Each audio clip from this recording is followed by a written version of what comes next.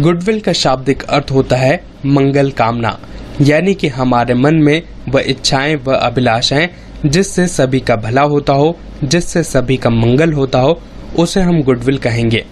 इस पूरे हाइम में एक बात पर बहुत ही ज्यादा विशेष ध्यान दिया गया है और वह बात यह है कि to put the will in the mind that is जीवात्मा to do only what is good, यानी कि हमारे मन, हमारे मस्तिष्क में, हमारे जीवात्मा में केवल वही बातें जानी चाहिए जो अच्छी हों, केवल अच्छी हों। हमारे मन में, हमारे मस्तिष्क में कोई भी गलत बात नहीं जानी चाहिए। यही उद्देश्य है इस पूरे हाइम का, इस भजन का। दोस्तों, अब हम चलेंगे नेक्स्ट स्लाइड पर, जहां पर मैं आपको यजुर्वेदा के बारे में बताऊंगा। तो चलिए चलते हैं नेक्स्ट स्लाइड पर। यजुर्वेदा।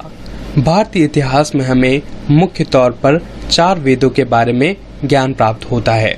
यह वेद कुछ इस प्रकार से हैं: ऋग्वेदा, सामवेदा, यजुर्वेदा और अथर्ववेदा। यजुर्वेदा एक संस्कृत शब्द है जिसमें यजुस का मतलब होता है वर्कशिप और वेदा का मतलब होता है नॉलेज। यजुर्वेदा से हमें यह ज्ञान प्राप्त होता है कि हमें किस प्रकार से पूजा करनी चाहिए, हमें किस प्रकार से उपासना करनी चाहिए, इसी के बारे में यजुर्वेदा में बताया गया है। दोस्तों, अब हम चलेंगे नेक्स्ट स्लाइड पर, जहां पर मैं आपको ये पूरा हाइम बहुत ही आसानी से समझाऊंगा। तो चलिए चलते हैं नेक्स्ट स्लाइड पर। सबसे पहले मैं इस हाइम की कुछ लाइन्स रीड करूंगा, उसके बाद हम कुछ डिफिकल्ट मीनिंग देखेंगे, फिर मैं आपको इसका मीनिंग एक्सप्लेन करूंगा। May that by which wise men skillful in rituals and study in assemblies perform their task, that peerless spirit that lies in all the creatures। अब हम कुछ डिफिकल्ट मीनिंग देखेंगे। रिचुअल का मतलब होता है अनुष्ठान या फिर धार्मिक क्रिया।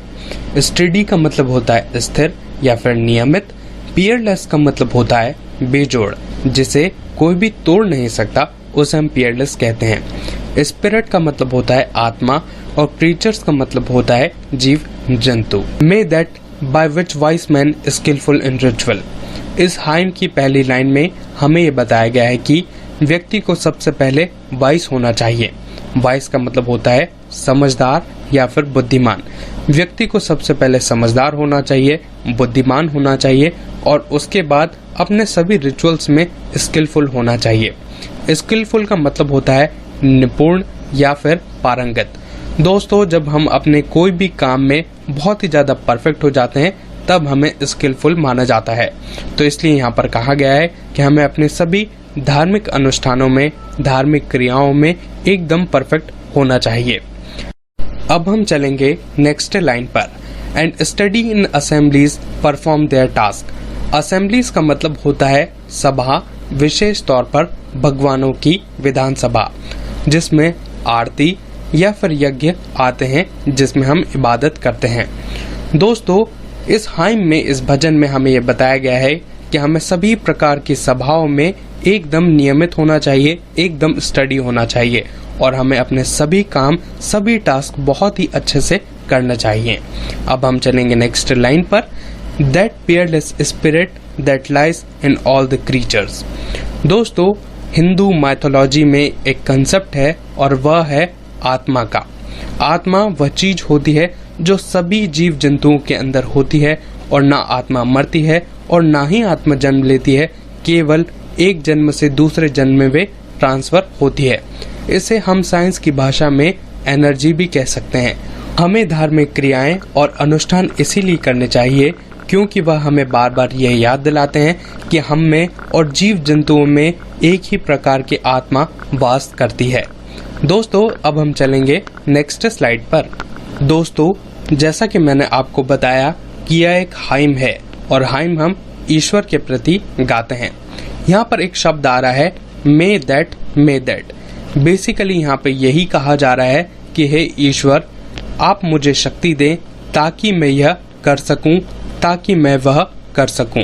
इस प्रकार की बातें यहाँ पर की जा रही है, इसीलिए यहाँ पर मे दैट शब्द का इस्तेमाल हो रहा है। अब हम इस हाइम पर आएंगे। May that my mind resolve on what is good, may that which is deep knowledge, intellect, memory. that which is deathless flame in living beings।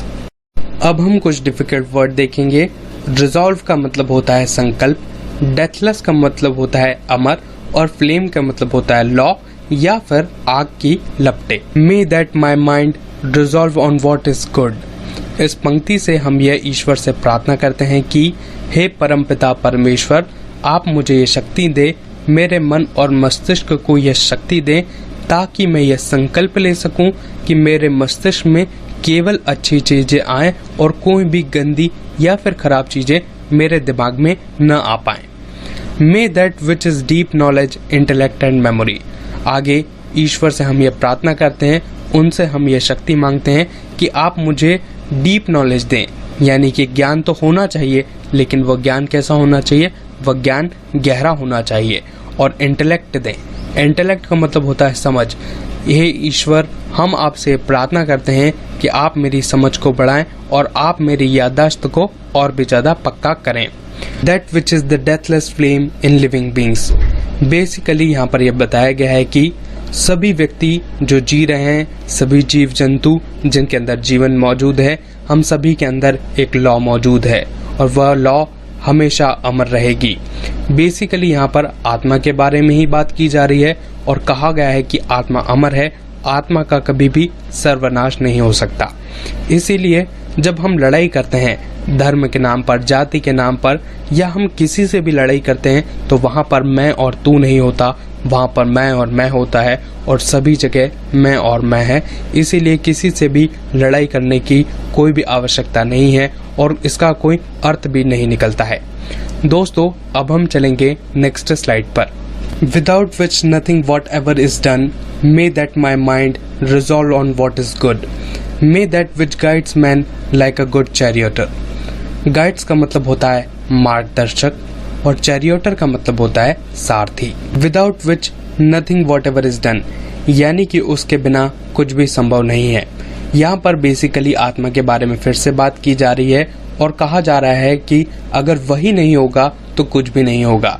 हम सभी के अंदर आत्मा मौजूद है और अगर आत्मा नहीं होगी तो जीवन नहीं होगा और अगर जीवन नहीं होगा तो कुछ भी नहीं होगा।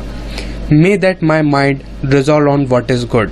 हे परमपिता परमेश्वर, आप मुझे ये शक्ति दें कि मेरे मन और मस्तिष्क में केवल अच्छी चीजें ही आ सकें। May that which guides man like a good charioteer. इस लाइन से यहाँ पर यह बताया जा रहा है कि हम सभी के अंदर एक परमात्मा मौजूद है, जिससे हम ये गुजारिश करते हैं कि वह हमें किसी सारथी की तरह सही मार्ग पर ले जाए। सारथी वह आदमी होता है जो रथ को खींचता है और सभी लगामों को अपने हाथ में थामे रखता है। हम सभी परमात्मा की ओर किसी सारथी की तरह देखते हैं कि वह हमें किसी सारथी की तरह सही मार्ग पर ले जाएगा। दोस्तों, अब हम चलेंगे नेक्स्ट स्लाइड पर। Who controls fleet-footed horse with the reins, that which abides in the heart, most swift and active. May that my mind resolve on what is good. Fleet का मतलब होता है चुस्त, reins का मतलब होता है लगाम, abides का मतलब होता है प्रतीक्षा करना। Who controls fleet-footed horse with the reins. इस लाइन से यहाँ पर यह मतलब है कि हम सभी के अंदर एक घोड़ा है। घोड़े से यहाँ पर यह तात्पर्य है कि हमारा मन, हमारा मस्तिष्क किसी घोड़े के समान है।